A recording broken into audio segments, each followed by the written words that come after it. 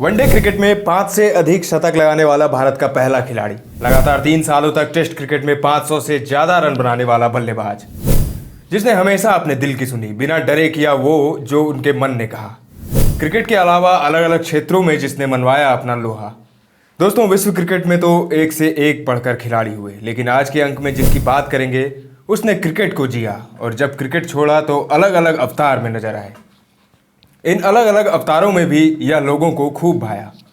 इन्होंने जो किया मन से किया और मन के मुताबिक किया। दोस्तों, आप देख रहे हैं चक दे क्रिकेट की खास पेशकश चक दे क्लिक्स, और आज के सेगमेंट में बात होगी भारत के उस जाबाज खिलाड़ी की जो कभी भी परिस्थितियों से नहीं डरा, बल्कि अपनी मौजूदगी से जिसने परिस्थितियों को बदल दिया, जो फेल होने के बाद अलग अलग अवतार में नजर आया।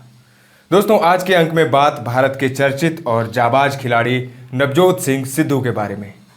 आज हम आपको पूर्व भारतीय क्रिकेटर नवजोत सिंह सिद्धू के जीवन से जुड़ी कुछ जाने अनजाने और अनछुए किस्सों को बताएंगे।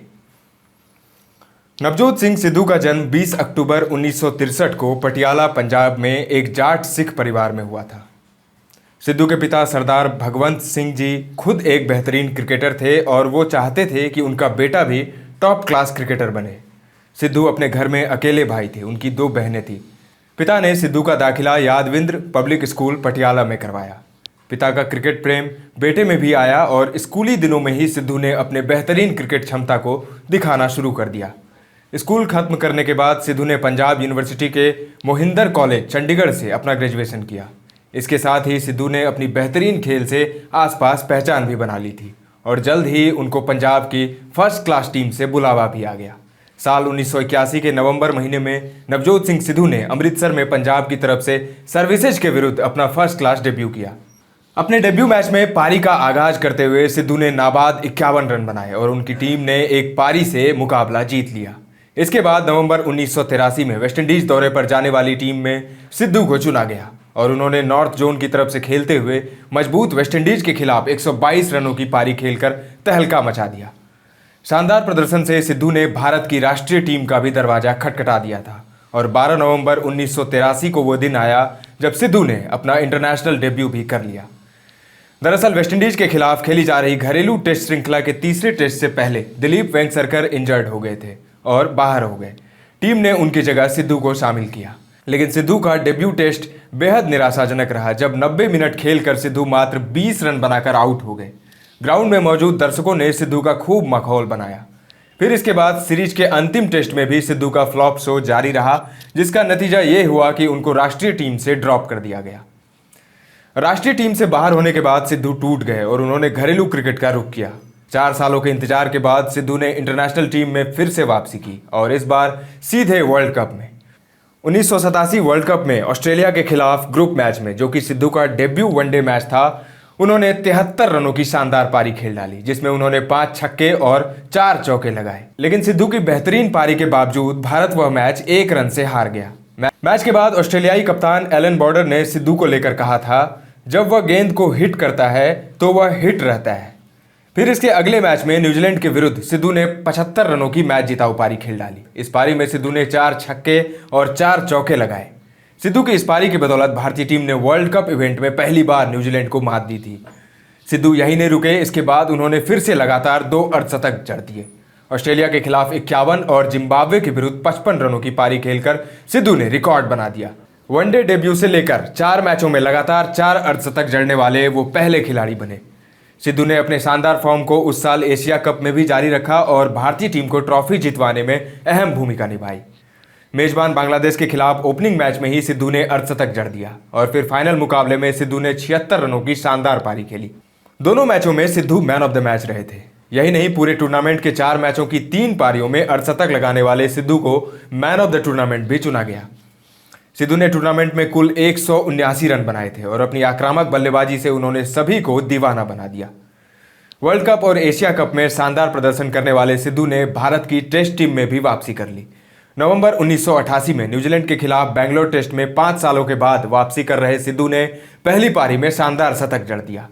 295 मिनटों तक बल्लेबाजी करते हुए सिद्धू ने 195 गेंदों पर 116 रन बनाए, जिसमें उनके बल्ले से 4 छक्के और 12 चौके निकले। दूसरी पारी में भी सिद्धू ने नाबाद 43 रन बनाकर भारत को 172 रनों से शानदार जीत दिला दी। सिद्धू प्रचंड फॉर्म में थे और चौथे टेस्ट में ही उन्होंने अपने टेस्ट करियर का दूसरा शतक जड़ दिया। उसी साल भारतीय टीम वेस्टइंडीज दौरे पर गई और सिद्धू ने पारी की शुरुआत करते हुए 116 रन बना डाले। पूरे दिन बल्लेबाजी करने के बाद सिद्धू काफी थक गए थे और उनके पैरों में क्रैम्प्स आने लगे। दिन का खेल खत्म होने से 30 मिनट पहले सिद्धू रिटायर्ड हर्ट हो गए। विजडन ने सिद्धू की उस पारी पर कमेंट करते हुए लिखा था, तकनीक में स्पष्ट खामियों के बावजूद सुरक्षित रूप से बल्लेबाजी करते हुए उन्होंने 216 गेंदों पर 324 मिनटों में अपना शतक पूरा किया और 8 चौके लगाए। दुनिया में सबसे तेज विकेट सबीना पार्क पर सिद्धू की वह पारी उनकी सर्वश्रेष्ठ पारियों में से एक मानी जाती है।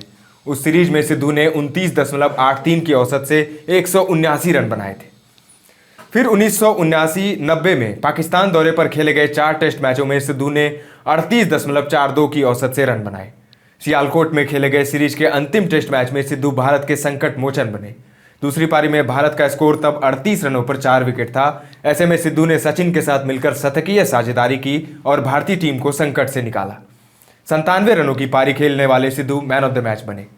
लेकिन इस टेस्ट सीरीज के बाद मानो सिद्धू को किसी की नजर लग गई। उस साल न्यूजीलैंड दौरे पर कीवी टीम के आक्रामक तेज गेंदबाज डैनी मॉरिसन की एक गेंद सिद्धू के कलाई में जा लगी। चोट इतनी गंभीर थी कि सिद्धू पूरे सीरीज से बाहर हो गए। सिद्धू ने हालांकि इंजरी से तो वापसी कर ली, लेकिन उनका फॉर्म चला गया। इंग्लैंड और ऑस्ट्रेलिया दौरे पर सिद्धू बुरी तरह फ्लॉप रहे और मात्र 11.20 और 20.40 की एवरेज से रन बना पाए। इंटरनेशनल लेवल के अलावा डोमेस्टिक लेवल पर भी सिद्धू का फॉर्म उनका साथ नहीं दे रहा था।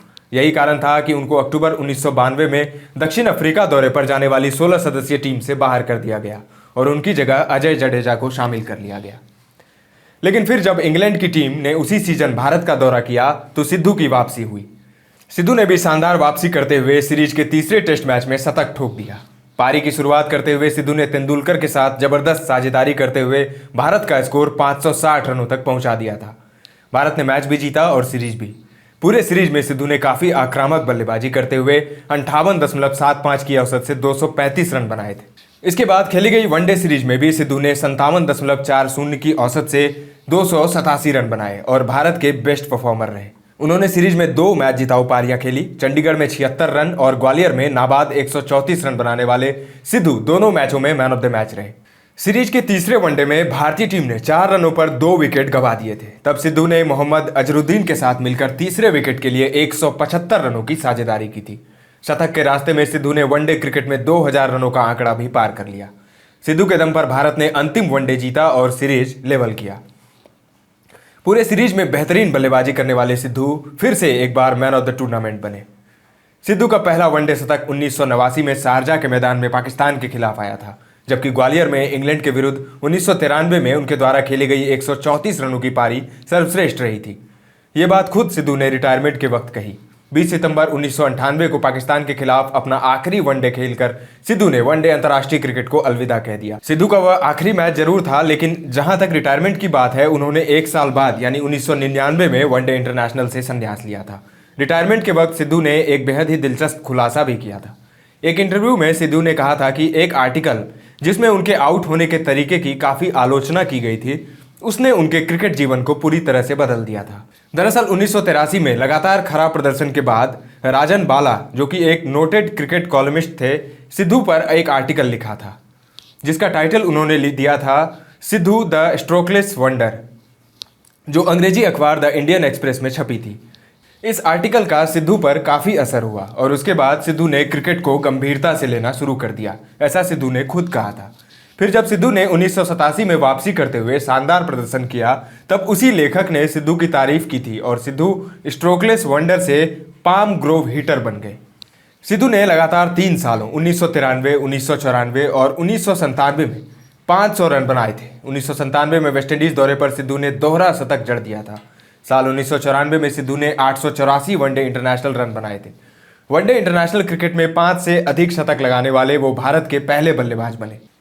सिद्धू 1996 में कप्तान अजरुद्दीन से मतभेद के बाद इंग्लैंड दौरे से अलग हो गए थे। टीम से बाहर होने के बाद बीसीसीआई ने आखिरकार उनकी वापसी कराई और 1996-97 वेस्टइंडीज दौरे के लिए उनको टीम में चुना गया, जहां उन्होंने दोहरा शतक लगाकर सबकी बोलती बंद कर दी थी। उस दौरे पर सिद्धू ने 6 पारियों में 46 की औसत से 276 रन बनाए थे। फिर 1998-99 न्यूजीलैंड दौरे पर खराब प्रदर्शन के बाद उनको पाकिस्तान के खिलाफ टेस्ट सीरीज से ड्रॉप कर दिया गया। इसके बाद सिद्धू ने अपने जीवन का सबसे बड़ा फैसला लिया और क्रिकेट के सभी प्रारूपों से संन्यास की घोषणा कर दी। सिद्धू ने भारत के लिए 51 टेस्ट और 136 वनडे मैच खेले। सिद्धू के नाम 7,000 से ऊपर इंटरनेशनल रन हैं और अपने 18 साल के फर्स्ट क्लास करियर में सिद्धू ने 27 शतक ठोके हैं। सिद्धू को कई नामों से अलंकृत किया गया, जैसे सिक्सर सिद्धू, शेरी पाजी और सिद्धू पाजी।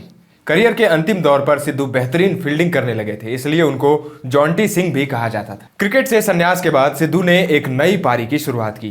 2001 में श्रीलंका दौरे पर सिद्धू ने क्रिकेट कमेंट्री की शुरुआत की और देखते ही देखते उनकी पहचान एक शानदार कमेंटेटर के रूप में होने लगी।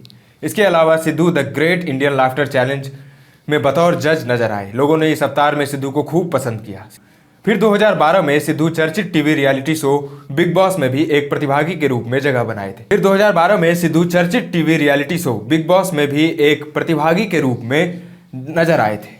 फिर साल 2013 में एक बार फिर Sidhu comedy nights with Kapil में बतौर जज नजर आए। सिद्धू के शेर और उनकी हंसी शो को जीवंत कर देती थी। लेकिन साल 2019 में पुलवामा हमले के बाद पाकिस्तान समर्थित बयान देने के बाद सिद्धू की काफी किरकिरी हुई और उन्हें शो से भी निकाल दिया गया। सिद्धू बड़े पर्दे पर भी नजर आए। 2004 में आई हिंदी फिल्म मुझसे शादी करोगी में उनको क्रिकेट कमेंट्री करते हुए देखा गया था। 2008 में पंजाबी फिल्म मेरा पिंड में सिद्धू ने नॉन रेजिडेंट इंडियन का रोल किया था। साल 2015 में आई ABCD 2 में भी सिद्धू ने एक कैमियो रोल किया था। क्रिकेट, टेलीविजन और फिल्म के अलावा सिद्धू ने राजनीति में भी हाथ आजमाया और सफल भी हुए। सबसे पहली बार साल 2004 में अमृतसर सीट से भारतीय जनता पार्टी के टिकट पर वो लोकसभा चुनाव लड़े और जीते। कोर्ट केस होने के बाद सिद्धू को इस्तीफा देना पड़ा, लेकिन 2009 के लोकसभा चुनाव में सिद्धू ने कांग्रेस प्रत्याशी ओम प्रकाश सोनी को 6,858 वोटों से हरा दिया था। फिर 28 अप्रैल 2016 को सिद्धू ने राज्यसभा सदस्य की शपथ ली। हालांकि उन्होंने 18 जुलाई 2016 को राज्यसभा पद से भी इस्तीफा दे दिया था। 2 सितंबर 2016 को सिद्धू ने परगत सिंह और बैन बंधुओं के साथ एक नई पार्टी का गठन किया, जिसका नाम उन्होंने रखा आवाज़े पंजाब। लेकिन जनवरी 2017 में सिद्धू ने कांग्रेस ज्वाइन कर लिया और अमृतसर पूर्व सीट से विधानसभा चुनाव लड़े और जीते। वहीं पर्यटन मंत्री के रूप में सिद्धू ने काफ़ी बेहतरीन काम किया। लेकिन साल 2018 में इमरान खान के स्वेरिंग इन सेरेमनी में पाकिस्तान जाकर सिद्धू ने अपनी ज़िंदगी का सबसे गलत फैसला ले लिया। इसके बाद सिद्धू हर जगह से बॉयकॉट हो गए। 2022 के पंजाब विधानसभा चुनाव में सिद्धू आम आदमी पार्टी के उम्मीदवार जीवन ज्योति कौर से हार गए। फिलहाल सिद्धू जेल में हैं। आपको जानकर हैरानी होगी कि साल 1988 के एक रोड रेज मामले में सिद्धू दोषी पाए गए थे और मई 2022 में सुप्रीम कोर्ट ने सेक्शन 323 के तहत 1 साल कैद की सजा उनको सुनाई। सिद्धू इस वक्त पटियाला जेल में बंद हैं। सिद्धू का अब तक का जीवन काफ़ी उतार चढ़ाव भरा रहा, लेकिन एक चीज़ जरूर है, सिद्धू ने हमेशा अपने मन की ही की। यही कारण है कि आज इतने बड़े हस्ती होने के बावजूद वो जेल में समय काट रहे हैं। सिद्धू के निजी जीवन की बात करें तो उन्होंने एक डॉक्टर नवजोत कौर सिद्धू से शादी की थी।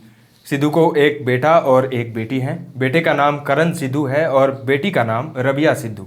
चकदे क्रिकेट की पूरी टीम सिद्धू और उनके परिवार के उज्जवल भविष्य की कामना करती है। आपको सिद्धू किस रूप में अच्छे लगते हैं, एक क्रिकेटर के रूप में या फिर एक राजनेता के रूप में या फिर एक एंटरटेनर के रूप में? कमेंट में हमें ज़रूर बताएं। क्रिकेट से जुड़ी ऐसे ही इंटरेस्टिंग वीडियोज़ के लिए फॉलो करिए चकदे क्रिकेट। धन्यवाद।